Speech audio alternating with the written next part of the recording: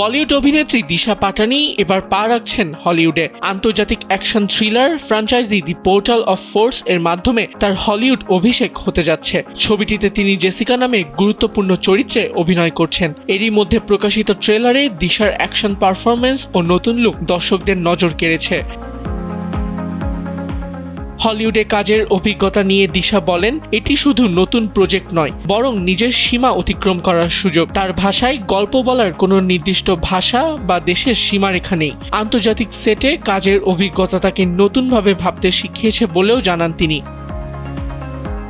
Modelling ও বিজ্ঞাপন চিত্র দিয়ে ক্যারিয়ার শুরু করা দিশা প্রথম আলোচনায় আসেন MS ধোনি দি আনটোল্ড স্টোরি সিনেমার মাধ্যমে। পরে বাঘি 2, মালাং ও এক ভিলেন রিটার্নস এর মতো ছবিতে অভিনয় করে জনপ্রিয়তা পান তিনি। এর আগে প্রিয়াঙ্কা চোপড়া, দীপিকা পাডুকোন ও আলিয়া ভাট আন্তর্জাতিক প্রজেক্টে কাজ করে বলিউড অভিনেত্রীদের জন্য নতুন পথ তৈরি করেছিলেন। আবিদ খান, সময়ের আলো।